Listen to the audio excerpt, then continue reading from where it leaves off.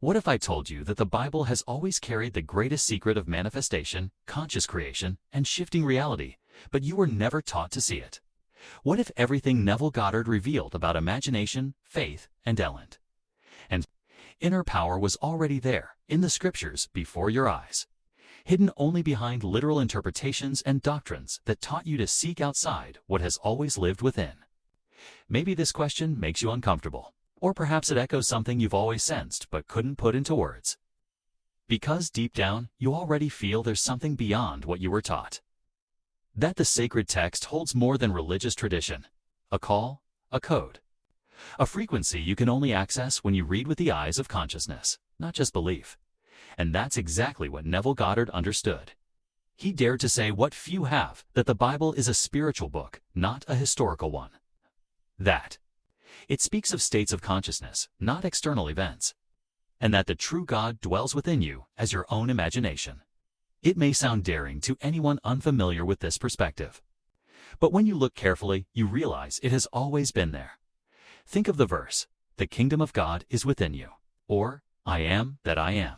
These aren't casual phrases. They are spiritual keys, vibrational declarations, invitations to stop searching for God in the clouds, rituals, or temple walls and begin recognizing Him as the creative power within your own mind.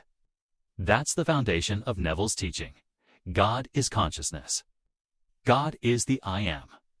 And whatever you hold as real in your imagination, the universe manifests. Now, think with me. How many times have you read the Bible hoping for comfort, direction, or a miracle but didn't realize each verse could be a personal guide to conscious manifestation?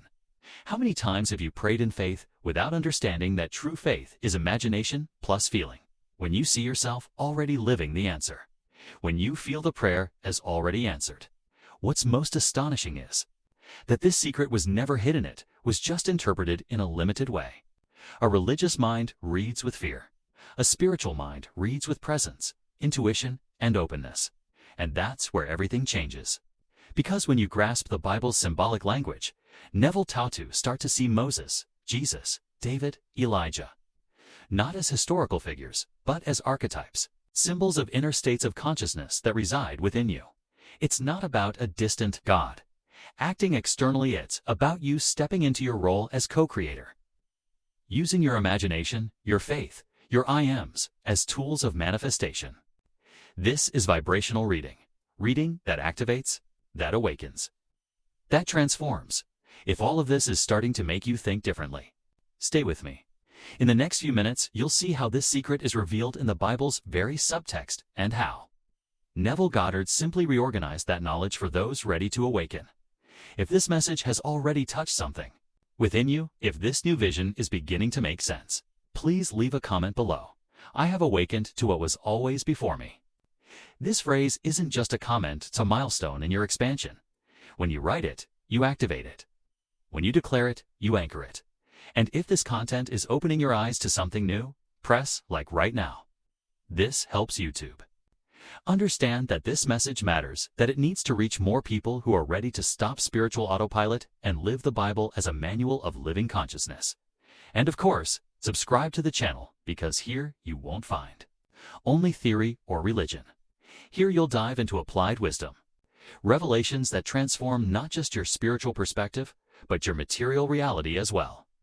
Everything begins with consciousness, and you've just taken a giant leap. Let's continue, because what comes next will deepen this revelation even further.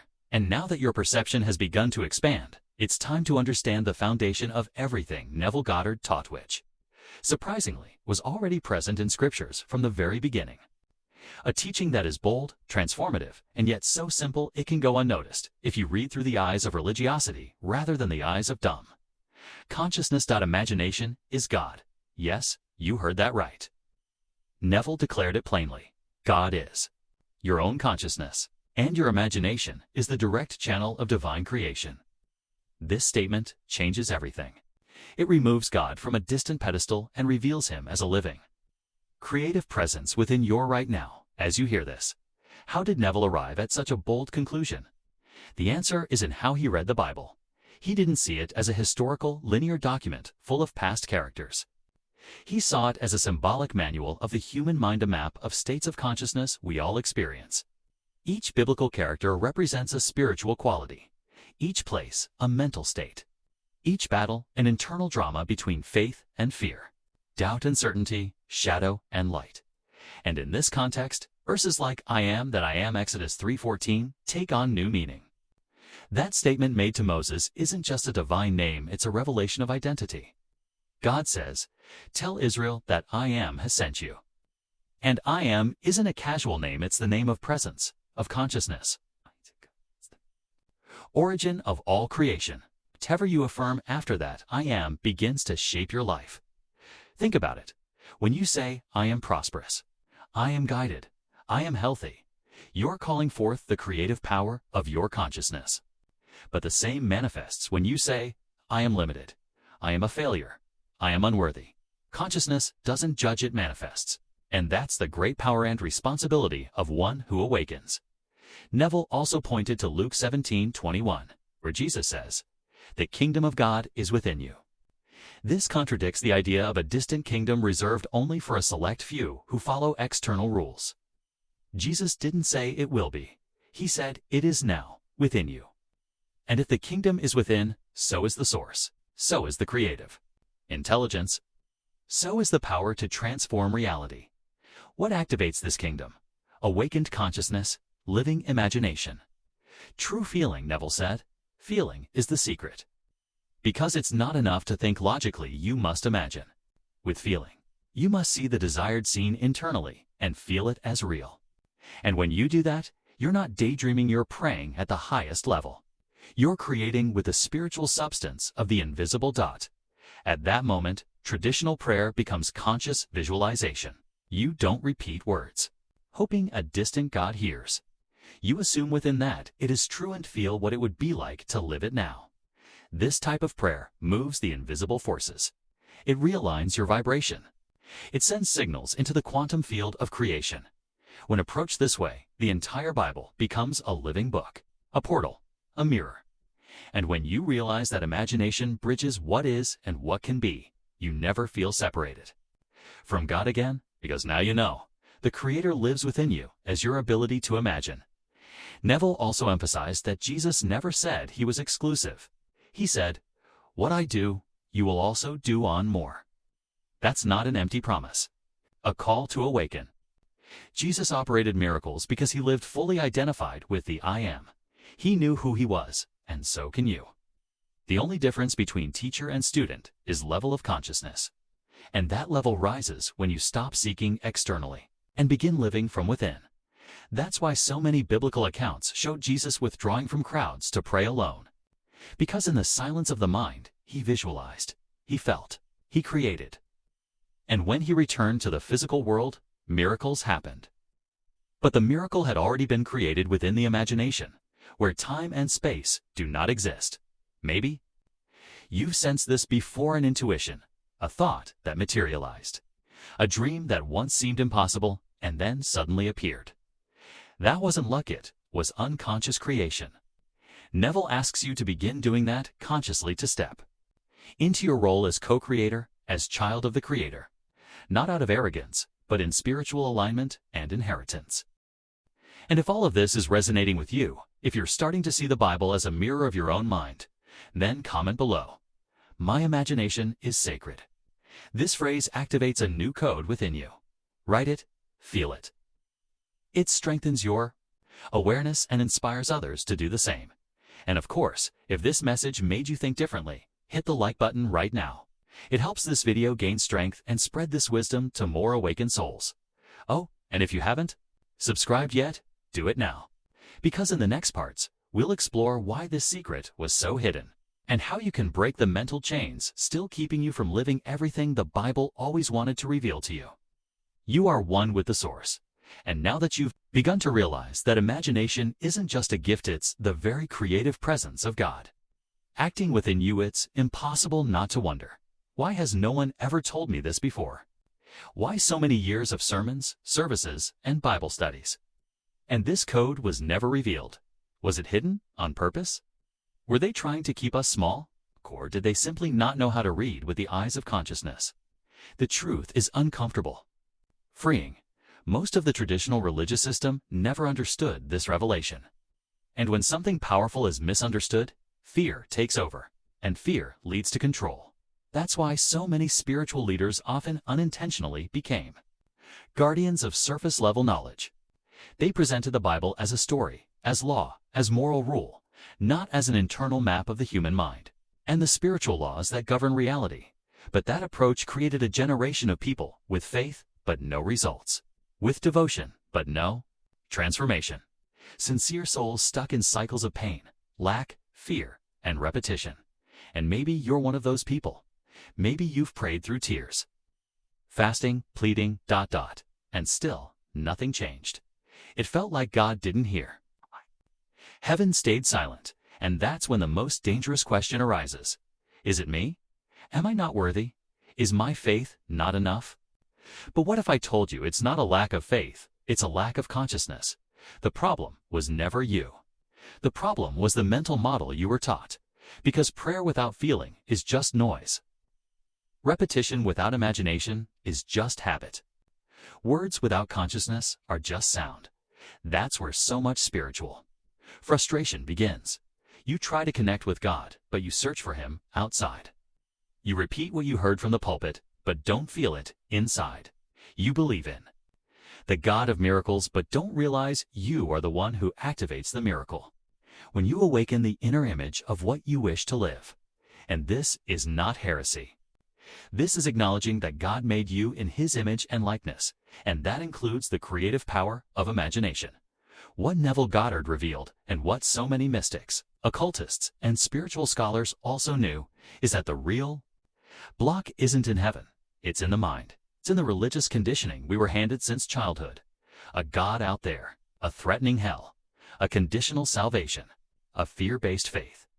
All of that creates guilt, and guilt paralyzes. Guilt blocks the flow of manifestation. Now ask yourself, how can you feel faith if you've always been told you're a sinner? Small, powerless, unworthy. How can you imagine a prosperous life if you were taught that money is vanity? How can you live in peace if since childhood you were told that God punishes, gets angry, and strikes those who don't obey? How can you expect miracles if all you feel is fear of getting it wrong? See clearly. Now, this is not the fault of your faith. The fault of the narrative. You are trained to see yourself as separate from God, to wait for something to come from outside, to live in the hope that if you do everything right, maybe one day you'll be blessed. But when you read the Bible through the lens of consciousness, it says the exact opposite. It says the kingdom is already within you, that the I am already is at. You are the temple of the Spirit. That whatever you ask for, believing, has already been given. But belief isn't repetition. Belief is feeling. Belief is vision. Belief is vibration. Belief is assuming the state. And no one ever told you that. Maybe because they didn't know. Or maybe they knew and were afraid you would wake up, because when someone truly wakes up, they can no longer be controlled. They no longer live by fear, but by presence. They don't depend on mediators, dogmas, or rituals. They live in direct connection with the source, and a person connected to God from within becomes free. And this freedom, it scares those who want power. That's why, for centuries, true spirituality was replaced with religiosity. Feeling gave way to fear. Awakening was replaced with blind obedience. The sacred became a system. But something? It's changing now, and you can feel it. That's why you're here. That's why this message is resonating. Because you're breaking through the programming. You're creating space for a new way of seeing. A new level of consciousness. And this new perspective begins with a simple but powerful question. What if everything I was taught is incomplete? That question opens the door. And once the door is open, there's no going back. You start to see that God was never out there, never distant, and never wanted you small. He lives in you, as you, through your imagination, your consciousness. Your vibrational intention and all that you were taught to fear starts to lose its power. Because now you feel you are part of the whole. It might be uncomfortable at first. Breaking beliefs hurts. Relearning how to pray, how to read the Bible, how to see God takes courage. But the freedom that's born from this has no price, because you begin to create from the inside out, to live with purpose, to transform. Not just your own life, but the energy around you. Because when one person awakens, that light spreads. If this touched something deep in you, leave this phrase in the comments. I am free from the old programming. This phrase isn't just yours, it's ours. It belongs to all who are awakening to a living, conscious, practical faith. And if you haven't hit like yet, now's the time. That small action helps YouTube deliver this message to others who also feel spiritually stuck. And of course, subscribe to the channel if you haven't yet, because here we're not talking about religion, we're activating the truth that lives inside you. Now, let's keep going. Because in the next step, you'll discover how to apply this revelation in a practical way using the Bible as a real tool for spiritual manifestation. And once you finally understand that God is within, that your imagination is the creative channel, that your consciousness is the true temple, everything changes. But it doesn't stop there, because now comes the most powerful part, using the Bible consciously as a code of manifestation. Yes, the Bible isn't just a book of rules, stories, or comfort. When read with an awakened spirit, it becomes a vibrational manual. Each character, each passage, each metaphor, they all point to states of consciousness. And when you tap into that, you don't just understand the scripture, you begin to live the principles hidden between the lines. Neville Goddard taught that the great biblical figures aren't external people. They are inner archetypes, symbols of the journey we all go through inside ourselves every single day. And once you understand that, each Bible story becomes a practical tool for spiritual transformation. Take Moses, for example. He isn't just the liberator of the Hebrew people. Moses represents faith rising up to break free from the mental conditioning of Egypt. And what is Egypt? Not just an ancient nation. Egypt is a state of consciousness, the mental slavery, the old beliefs, the fear-based patterns that keep your soul trapped. When you read the story of Moses through the lens of consciousness, you see he represents the awakening of the I Am, that divine voice calling from within, urging you to leave your comfort zone even if that means crossing the desert. And what does the burning bush say? I am that I am. Manifestation begins when you recognize your identity as creative consciousness, Moses' youth, the moment you choose to trust, even without seeing. And what about Jesus? To Neville, Jesus is the Christ state of consciousness. Not a distant figure to worship, but a vibration you can access. Jesus represents the fully awakened I Am. He lives in alignment with the Father, not as someone outside, but as the presence within. When he says, I and the Father are one, he's affirming that human and divine consciousness are one when vibrating in unity. He doesn't beg, he declares. He doesn't doubt, he feels. Doesn't wait for the miracle, he manifests it. Because he's already aligned with the invisible reality he carries inside. And this is true for the entire Bible. Genesis isn't just about the creation of the world, it's about the creation of your inner reality. Adam and Eve symbolize duality, and intuition. The fall isn't geographic, it's vibrational, when consciousness forgets its divine origin. The desert is not a place on the map. It's a transition state where you must trust without proof. The promised land isn't a physical location, it's a state of abundance, of peace, of unity with the divine. And this is where it all becomes practical. If the Bible is a mirror of your consciousness, you can use it to access new levels of manifestation. How? Neville taught a powerful practice. Read biblical verses as if they were personal affirmations and feel each word as already true. Not just repeat them with your mouth, but imagine them with your heart. Feel the scene, vibrate with the truth.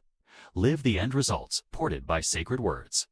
For example, don't just recite "The Lord is my shepherd, I shall not want" as a memorized quote. Say it with your whole body. Feel what it's like to truly lack nothing. Visualize a life of fullness. Imagine your ideal day. See yourself walking in peace, guided, provided for.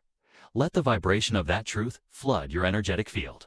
Or, when reading, I can do all things through him who strengthens me. See yourself actually doing it, reaching it, overcoming it. Visualize the final result as already real. This simple practice turns that Bible into a field of vibrational manifestation. And as Neville clearly said, what you feel is true in your imagination, the universe manifests. That means the Bible is not an end in itself. It's a bridge to divine consciousness, a tool for alignment, for elevation, for creation. And you can start right now. Choose a verse that speaks to you.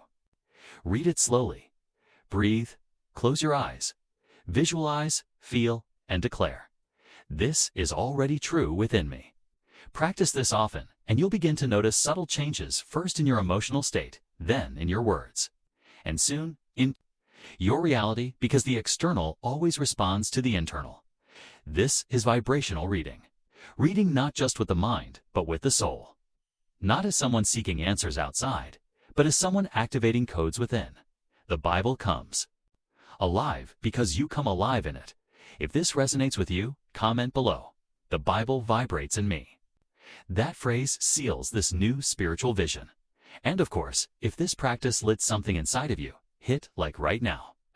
That small gesture helps spread this wisdom to others who are ready to go beyond literal interpretation and access the hidden power behind the words. And if you're not yet subscribed to the channel, subscribe now, because in the next part, we're going even deeper. We're going to talk about what happens when you live all this continuously, about the profound transformation that occurs when you fully embrace, without fear, that God lives in you. And as you start reading the scriptures with this new perspective, something begins to awaken inside you. A feeling of recognition, of remembrance, of connection. Because, deep down, the truth was never hidden. It was always there, in plain sight, written between the lines of every verse, just waiting for your eyes to stop looking outward and start seeing inward. This is awakening. Not an intellectual awakening where you understand with your mind, but a soul awakening when you begin to see through the eyes of consciousness. When an old phrase you once repeated without emotion suddenly becomes a vibrational key that unlocks something deep within your spirit. And you feel it. You don't just believe, you know. You realize that what many called faith was just the first step toward something much greater. The state of divine presence, because the Bible wasn't hiding anything from you. What happened is that for generations, it was misinterpreted. Read through fear. Translated for control. Handed to people not to awaken, but to maintain order. And so what was meant to be a manual of liberation became a tool of guilt, separation, and judgment. But now, you're accessing a new code. You're seeing it all again with new eyes. You're realizing that the passages about heaven and hell, fall and salvation, light and darkness were never about places outside you, but states within you. That sin is not a moral failure, but the forgetting of your divine origin. That salvation is not a reward, it's reconnection. And that heaven was never a destination, it's a frequency. This awareness changes everything. Because you no longer just understand the word, you live the word, you feel it vibrating in you. You become a part of it. It becomes alive. Within you, it's as if every verse that once seemed distant now speaks directly to you. And that's because you've changed the place from where you read.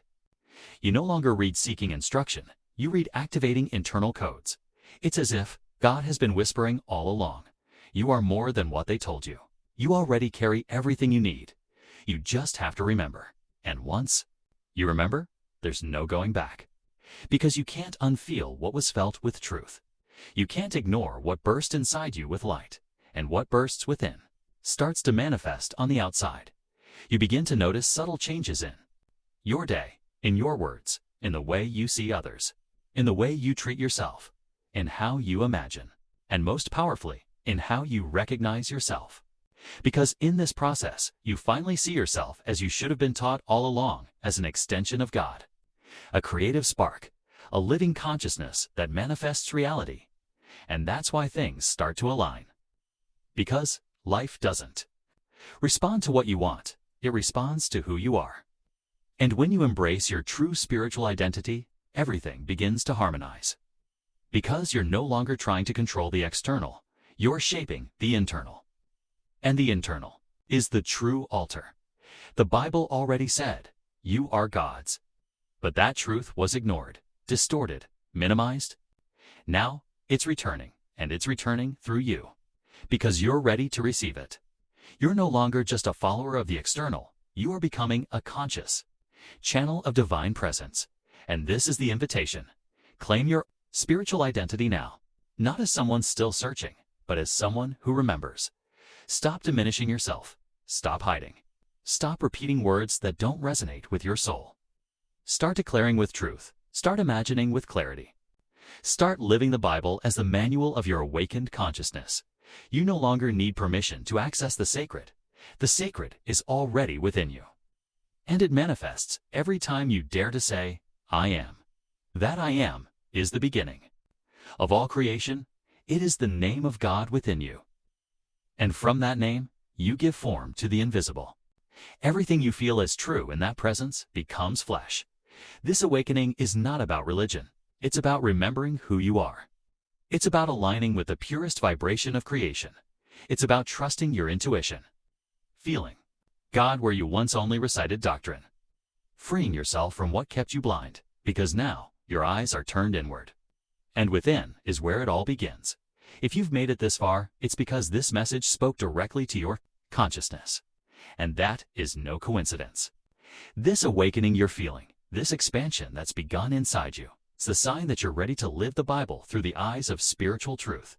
So now, leave your mark in the comments. Write with presence, with intention. I claim my spiritual identity. Write this for yourself, for your vibration, and to inspire others arriving now who need this same confirmation. And if this video brought you clarity, strength, revelation, leave your like right now. That simple gesture helps spread this light.